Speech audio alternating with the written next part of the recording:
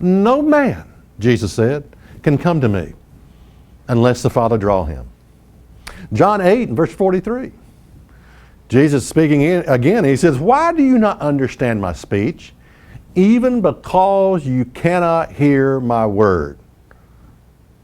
Folks, let me tell you something. Nothing has changed in the past 6,000 years. Nothing has changed in the past 2,000 years since Jesus walked this earth.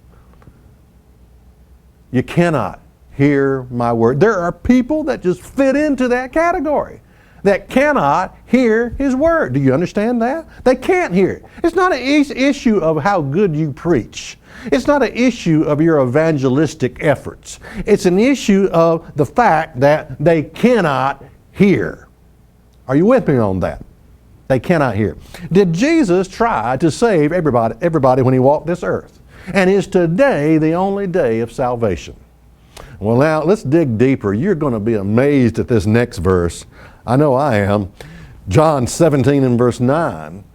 Jesus, before his crucifixion, he's praying for his disciples. He says this. He says, I pray for them. I pray not for the world. What?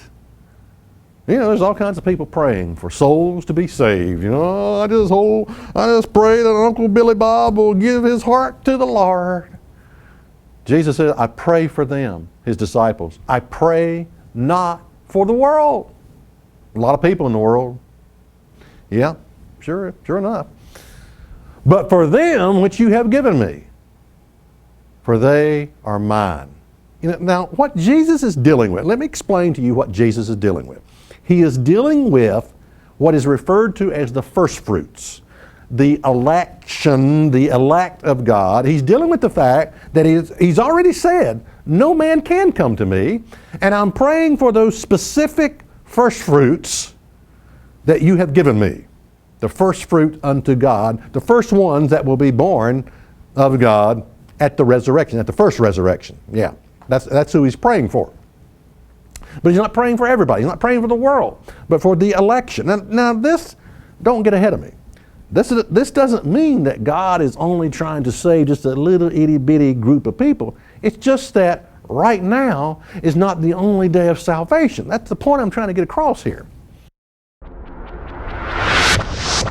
Is that really in the Bible?